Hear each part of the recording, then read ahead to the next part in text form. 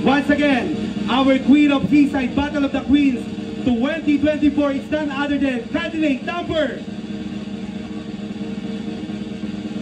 3. Magandang gabi po sa inyong lahat. Nasa niyo pong harapan ang Diyosa ng Karagatan. My name is Miss Venus Bernardo, ang isang Diyosa ng Virgin Island. Bago ko palisanin ito, ang 4 na sulok na entablado nito. Kung ang kabataan ay pag-asa ng bayan, kami mga kabaklaan ay pag-asa ng kalalakihan. Kiss mo ko sa pisngi. Ay, Mama Mary na. Oh.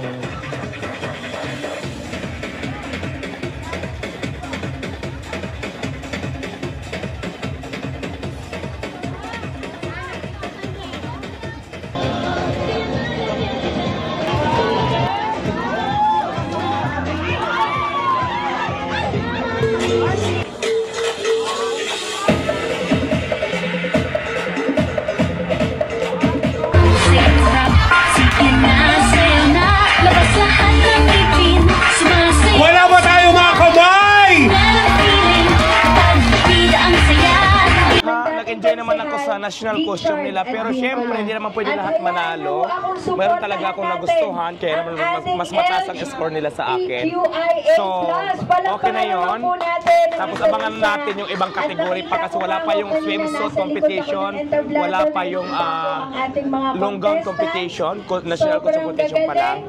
Kaya naman, yung costume competition, nakapili na ako ng pinakamaganda at pinakanagustuhan ko, kaya abangan niya kung sino. Sa Circle of Queen LGBT Group of Party List Vendor at Diwata Pare CAO and ang in-demand social media influencer, walang iba ang napaka-fresh na si Diwata! Ayan po ang mga 10 bigati nating hurado na talaga namang pahihirapan natin ngayong gabi.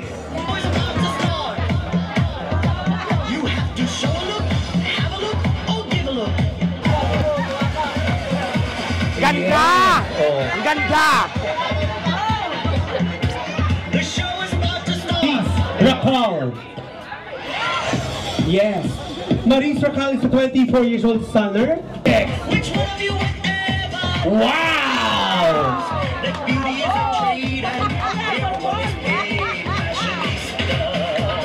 Miss Julia Montes wearing a one-piece sexy cut with leopard swimwear attire.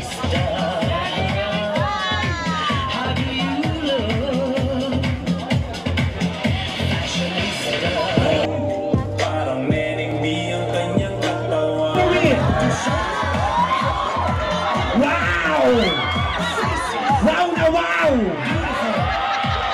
Wow! Venus is a 28 years old stunner. She also wearing a combination of leopard and black one-piece swimwear attire with stocking, shades, at tumbler. Punta ka! Oh! Anong gagawin mo? Nauong si Mama! Ano? Gile, doon. Pagani kasinin, no? With Judy siya tiil. Candidate number 2, Binibining Maurice Racal.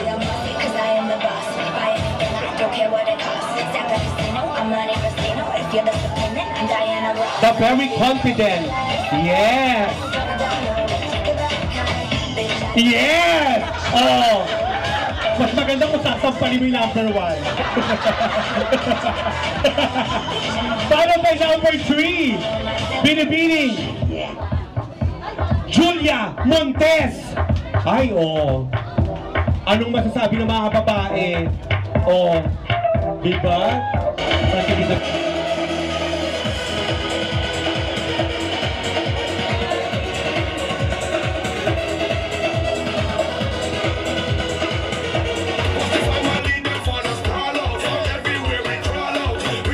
She also wearing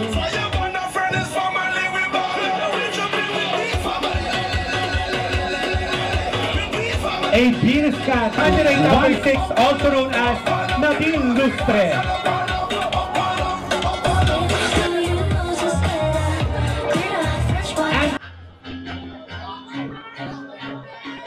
Judge number 6.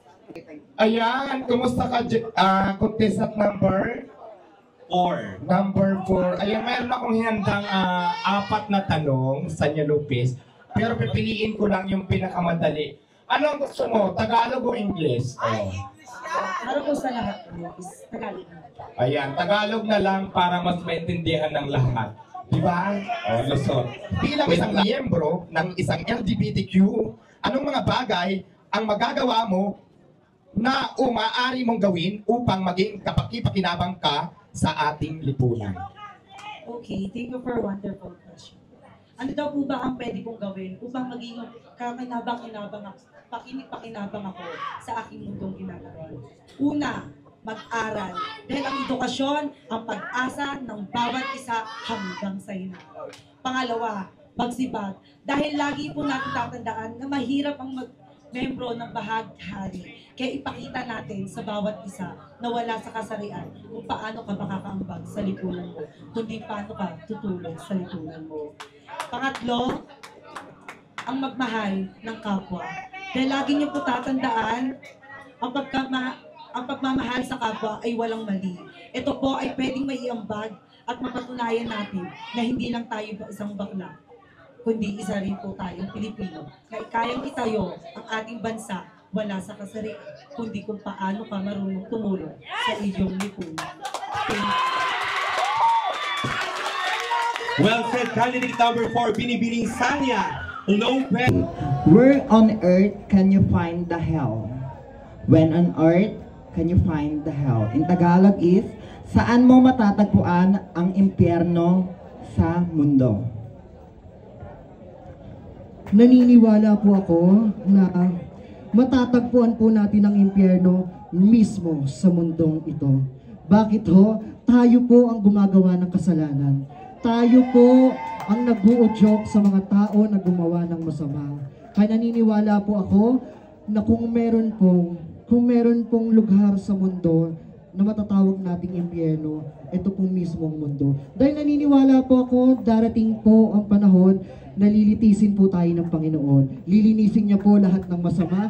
Kaya habang nabubuhay po tayo, gumawa po tayo ng tama. Dahil naniniwala po ako, anuman pong tama o maling desisyon na ating ginagawa, tayo pong tao ay mananatiling tao.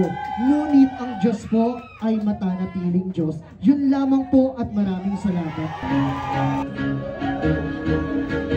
Judge number 1. If ever manalo ka sa competition na ito, ano yung maitutulong mo sa mga LGBT at bakit? Thank you so much for that very wonderful question. A sentence word that expresses to illicit information, data, the truth or the validity of something is how exactly the word question is defined in the dictionary. And I just wanted to express that this is indeed a very, very wonderful question coming from our honorable judge for tonight. And the question that was given to me is that if I am going to win tonight, how am I going to help, or how am I going to be able of service to the LGBT community? My dear beloved Board of Judges, ladies and gentlemen, it is very evident, as you can see, I am not the prettiest. I may not have that perfect body, but there is one thing that is overflowing in me, and that is my confidence. And if ever I'm going to win tonight, I am going to encourage each and every members of the LGBT community to simply embrace their flaws and do not mind what other people will say at them, regardless of how they look, regardless of who they are and what they are. They just simply need to be themselves. Because if you are going to be yourself, embrace your imperfections, you will be able to do more in this world. If we would like to make a change, those changes should start within ourselves. And I will use that advocacy of embracing our imperfections to help not just the LGBT community, but the whole community, for each and every one of us to do more in this world and create a peaceful, prosperous, and progressive place to live in. Thank you and good evening.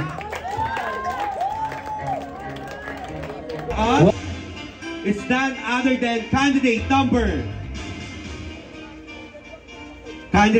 4, Sanya Lopez. Ayan, picture muna. Our third runner-up goes to candidate number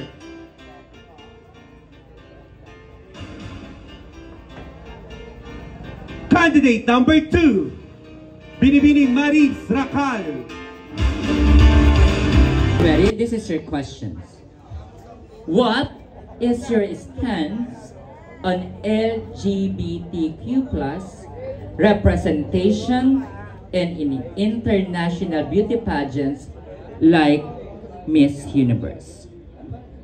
Maraming salamat po sa isang napakagandang katanungan na bibigyan ko naman po ng isang napakagandang kasagutan. Bilang isang miyembro po ng tinatawag nating LGBTQIS+ community, ano daw po ang aking stand sa tinatawag nating pagsali ng trans woman sa Miss Universe. Bilang isang miyembro po ng LGBT, napakahirap pong sagutin ang tanong na ito. Marahil iba-iba po tayo ng opinyon o pananaw, pero naniniwala po ako, pabor po ako sa pagsali ng trans woman sa Miss Universe. Bakit po? Baka, I think it is about time na maipakita natin, may kanya-kanya po tayong advokasya, may mga kanya-kanya po tayong pinaglalaban. Kung may isa pong lalaban sa Miss Universe na isang trans woman, may papakita po natin kung ano yung pinaglalaban natin sa ating komunidad. Because at the end of the day, winning is not always winning. Winning is not about the title, the sash, or the trophy. Winning is bigger. Winning is about God. Because at the end of the day, we are all going to die. And that is the essence of winning. Because you surpass all the trials in your life. Again, a true queen knows how to accept defeat and humbles herself in victory. And before I leave this stage, I want to leave a message. You should always put the crown on your head. Thank you. And candidate number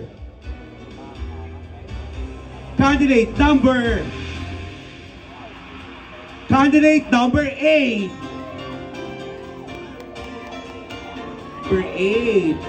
Joben Belia Serna, also known as Maris Racal. Our next award is the first runner-up. At ang una po natin tatawagin ay ang ating Queen of Seaside Battle of the Queens 2024. Salot, sino mag-award ng first runner-up? Si Ma'am Rachel and Ma'am Lorna. At ang ating Queen of Seaside Battle of the Queens 2024 to be awarded by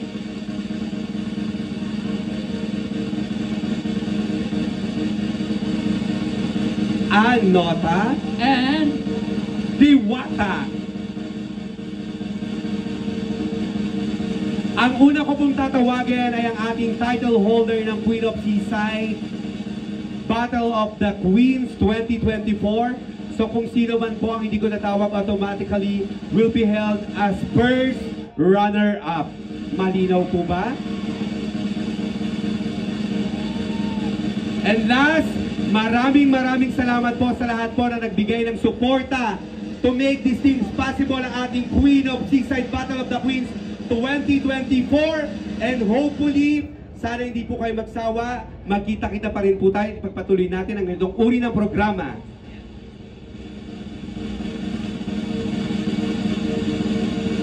Kaya sana sa susunod, lahat ng ating empleyado, ang ating mga receptionist ng Seaside ay mag-join kasi deserve ninyo yan, para sa inyo yan. Once again, our Queen of Seaside Battle of the Queens 2024 is none other than candidate number 3, Julia Montes. And our first runner-up is candidate number 9, Binibining Rita Daniela.